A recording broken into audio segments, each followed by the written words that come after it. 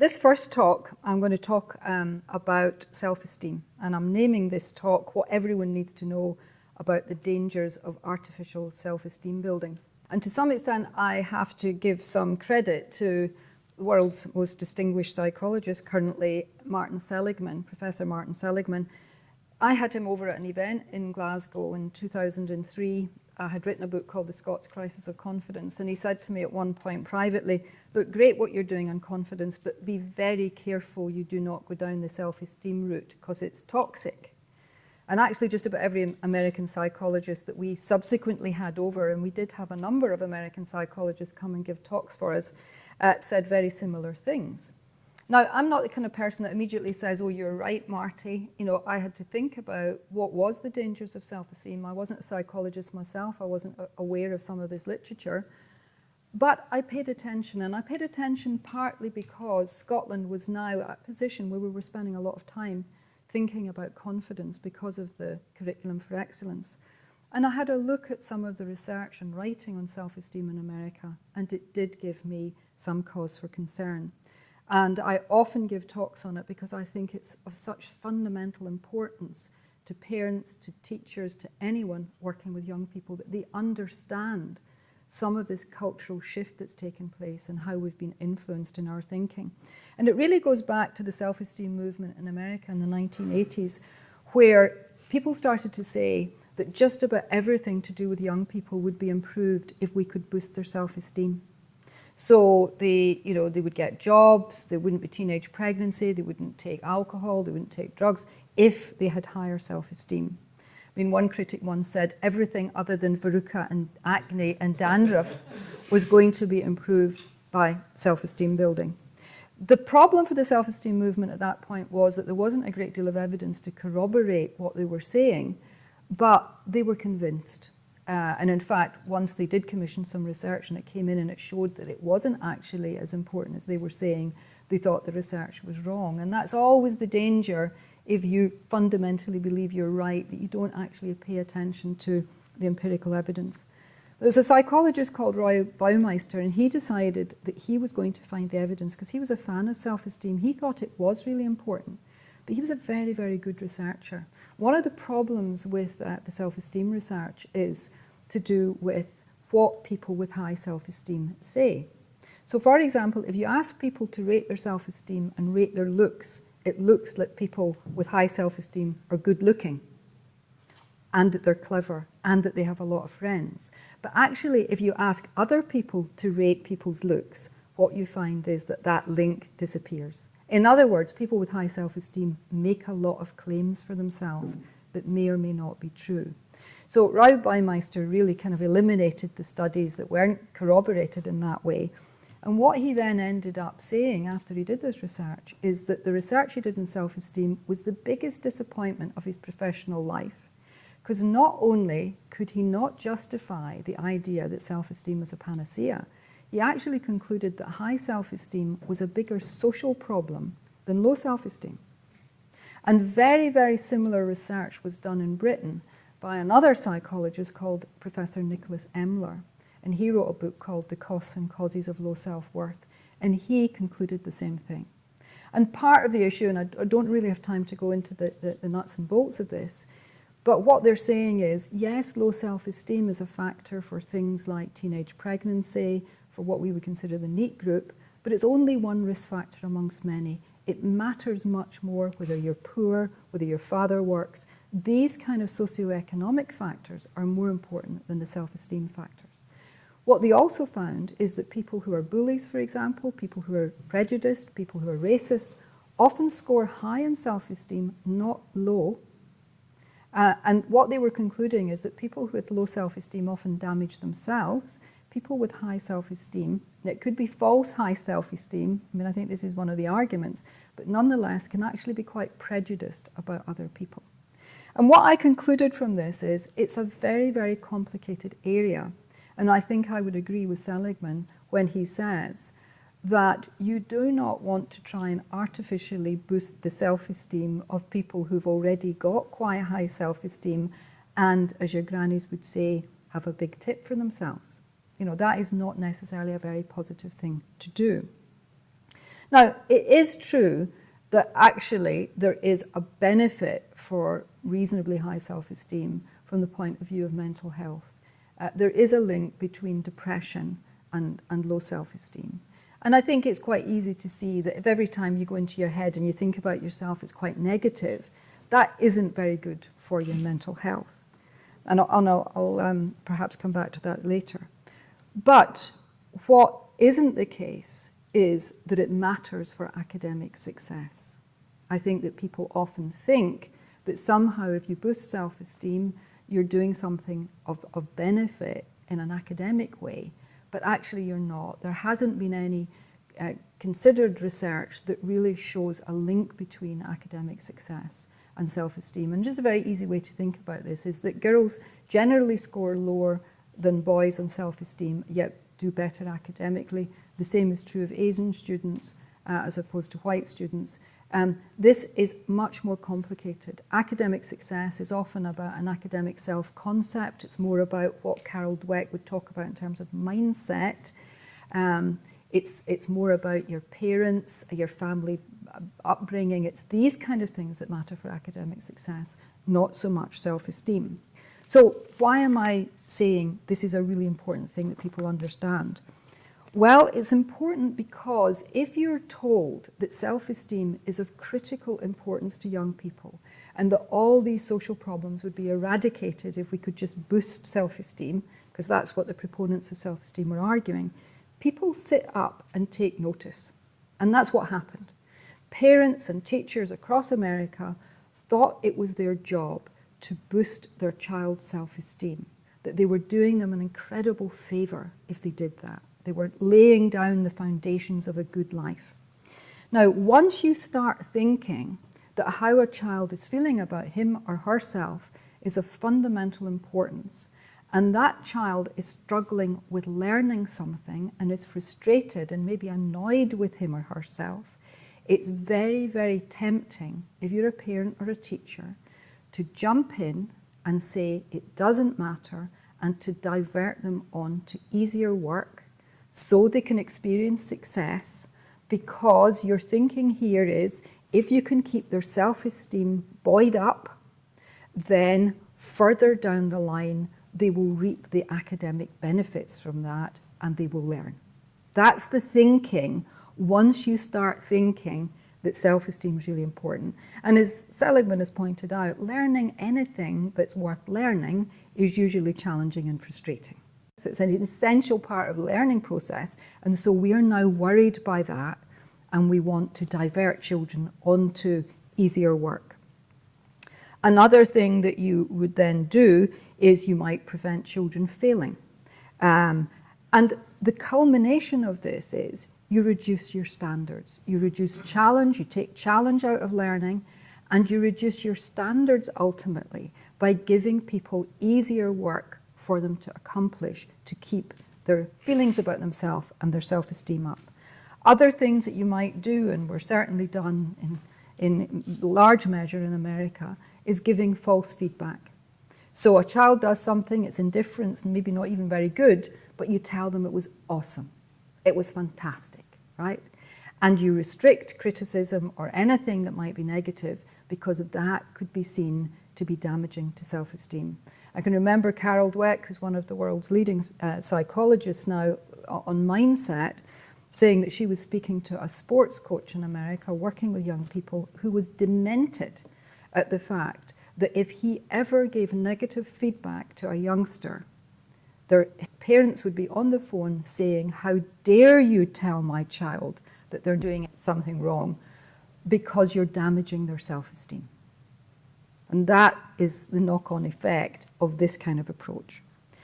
The other thing you might do is you could give out a lot of awards for things, because again, this is about getting kids to feel really good about themselves. So we're going to give them certificates and awards for all sorts of things. Interestingly, I spoke at a parents' event not that long ago, and after my speech, a few of the mothers rushed out and they said, "We were just talking about this morning." They were in a primary, they had children in primary school.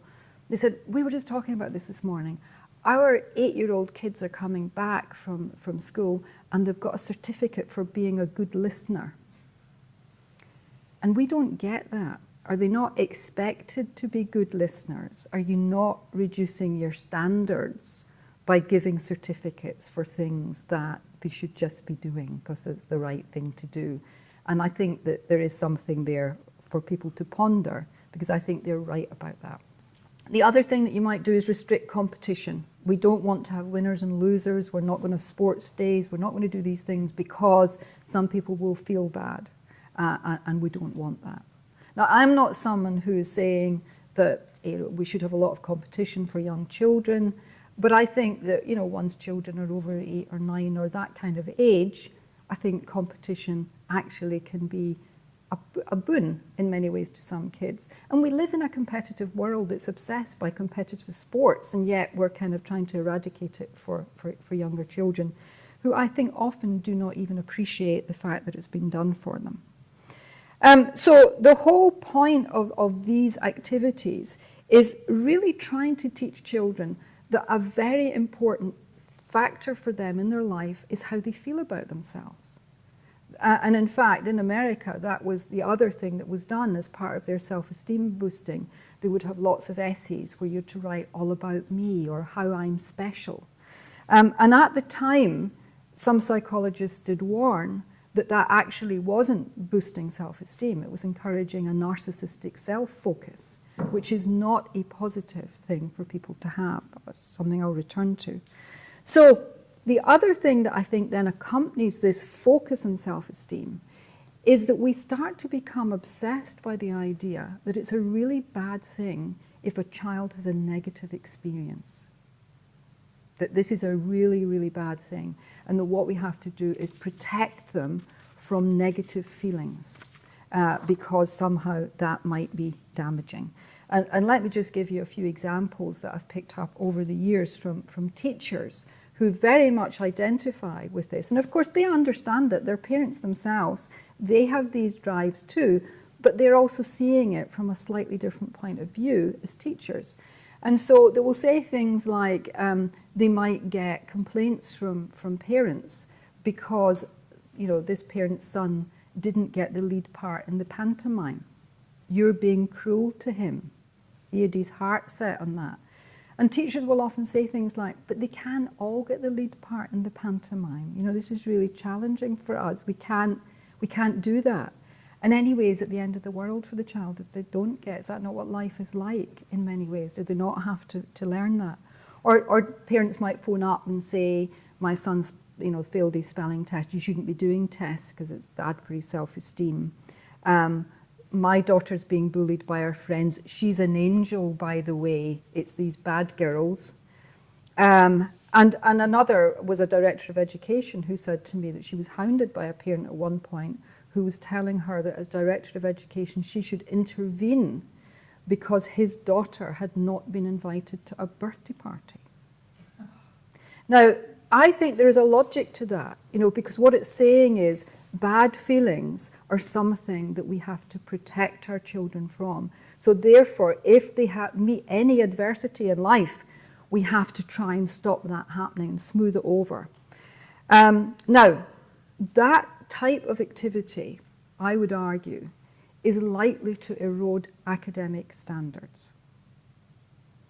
And certainly the experience of America would bear that out. I mean, during the period that America has been absolutely enthralled by self-esteem, their academic standards have plummeted. America spends a lot of money on education. They care about education, and yet they do so poorly because, and I think, I'm not saying it's the only factor, but they have completely dumbed down their education system as a result of this kind of focus. Now, I am not someone that is overly concerned about academic standards. I care about it. I would say if there was a good trade-off in terms of an erosion of academic standards, but this is very good for well-being, then that might be worth doing. But actually, if you look at it from a well-being point of view, it's even more detrimental to youngsters than the academic examples that I've given. So what is the problem? Well, one of the fundamental problems is that it undermines resilience. If you start trying to protect young people, how they feel about themselves, you try to stop them having negative experiences, then what you do is you do not create the conditions where the resilience is likely to build. Now think of resilience a bit like your psychological immune system. What we now know is that, children are born with an immune system, but if they are in too clean an environment because, parents sterilize everything, then it's not good, because you need something that will test the immune system to get it going, to get it developing, and so on. And I think that is a useful way to think about resilience, that you have to meet adversity in life for your resilience to be developed. And that actually, we as a species are fairly resilient. If you think about all the terrible things that's happened through life to human beings, we wouldn't have survived if we weren't naturally resilient and able to survive adversity. So I think there's a major issue about the erosion of resilience. And if you talk to people who are now working with older youth, whether it's university or colleges or whatever, they will say they see a marked reduction in resilience. So do primary and secondary school teachers, that somehow young people are less able to cope with adversity than seemed to be the case before. It encourages this narcissistic self-focus where people think that the world somehow revolves around them, and that it's really important, above all else, for them to be feeling good. There is an American psychologist called Jean Twenge, and over the years she's compared trends in time with American youth. And she's written a book called Generation Me. And what she says has happened is, you can see it in the surveys that have been done, that narcissism has that sort of self-love, and it's not a positive characteristic. Narcissists make terrible partners. They can be liars, they can be cheats, they can be really quite nasty to deal with. And yet these are the characteristics that have been developed in young people to some extent, not saying all young people, but they have been on the rise in the last 20 years. And she says the other thing is that there's much more tendency now, if things go wrong in someone's life and you're young, for you to blame other people for it and not to take responsibility yourself. And she says this is a major change in American youth. It used to be that they had what psychologists call internal locus of control. They thought that they influenced their life, whereas this younger generation will tend to say, it was the teacher's fault, it was my parents' fault, they didn't do X, Y, and Z. Because if you're told that the most important thing is you feel good about yourself and you feel bad, it's like pass the parcel. You have to pass that on to someone else. And this is anathema to me. I really, really passionately believe in the importance of people's development. How can you develop if you cannot accept responsibility for the things that you're doing in life? How can you learn if you're not able to say, I shouldn't have done that, or I should have done something differently? Martin Seligman's main objection as a psychologist interested in well-being to the whole self-esteem movement is what he talked about as the bloated self. He thinks it's encouraged youngsters to be so focused on themselves that it's undermined their sense of meaning in life. Now, Seligman will say, if you look at the whole literature that's developed around well-being, one of the most important things for well-being is a sense of meaning and purpose. And by definition, that means serving a goal larger than yourself. He believes it's very difficult to build a good life on the basis of yourself. And yet, that's what people have really been doing indirectly, with the whole emphasis of the most important thing in life is how you feel about yourself, and it's important to feel good. Now, let's move on and say, all right, where does self-esteem come from? What would boost it? Not artificially, but in a natural way. Well, Nicholas Emler certainly looked at this, and he's looked at quite a lot of research that's been done worldwide. And he would say a third of self-esteem just seems to be down to the individual. So it's partly about personality, it's partly just who you are. Over the years, I've done quite a lot on personality type, and I would agree with that. I think some people just have higher self-esteem almost at a natural basis than others. Not that that is necessarily always a positive characteristic, because it can mean that people think they're right, or people think they're more important than other people. It's not always comes over as positive. But the other 2/3 seems to come from parents, and it's about parenting style. So here's a few ways to think about parenting styles. There's a parenting style that people often describe as authoritarian. And that means it's fairly cold, it's not child-centered, and it's quite hard in the sense it's about rules and you do it because I'm telling you, right? Now, that kind of parenting style, which I think was quite common in Scotland until about 20 or 30 years ago, is not good for the development of self-esteem because it's very intent in putting people in their place and often taking them down a peg or two into the bargain. That is not a positive development for self-esteem. But if we go to the opposite extreme from that, there's an indulgent parenting style, which is warm, it's child-centered, but it's soft. In other words, it's indulging the child. It's saying, you do what you want, and I'll let you because I'm your best friend, right? So the indulgent parenting style is one that is very, very intent on what the child wants and indulging the child's desires in many ways. And I think there's a lot of that around. And I think partly people have swung from, having experienced authoritarian parenting to I'm not going to be like that, and they've gone to the opposite extent and they're fairly indulgent. I have sons who have worked in the catering industry, and if you talk to any people who work as waiters or whatever, they will tell you how horrified they are at how parents let their children do anything. And they are actually expecting you as the waiter or the waitress to correct their children or tell them off or tell them what to do because they're not doing it. That's indulgent parenting. That kind of parenting is not good for the development of self-esteem either. Then there's neglectful, which is cold, but it's soft. Do what you like because I'm not interested in you. Here's 30 quid, I don't want to see you till Monday, or 80 quid, I think often it is. I don't want to see you till Monday, right? It's neglectful, and then sometimes neglect is far worse than that. It can be abusive and so on. That's not good for self-esteem either. The type of parenting that's very good for the development of self-esteem is what's considered warm, child-centered, but firm. There are clear rules and boundaries. You're not just doing what you like. I'm your parent, and I know better than you what's good for you. Sounds old-fashioned, that, but that is the type of parenting that is much better for developing genuine, real self-esteem. Now, this is not do as I say because I'm telling you. It's much more open than that. If a child could come up with a good reason for why that's not the case, you may change your mind. It's open, but it's not assuming that the child should be doing what they like, and it's not fearful of establishing clear rules and boundaries.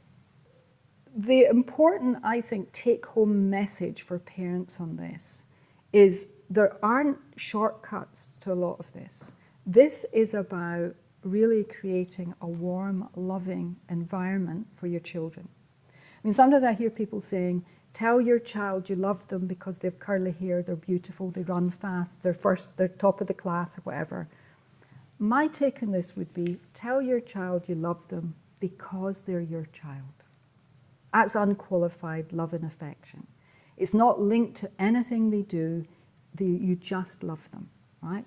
And it's in that kind of unqualified loving environment that's got the foundations of a good life, because there are rules there as well, and there are clear boundaries for what you can do and the way in which you're being brought up, which is really good for children. And I don't think we're having enough discussion about that. I think when it comes to teachers and people working with young people, I think the important lessons from the self-esteem movement and its legacy and its impact on all of us is the importance of keeping it real, right?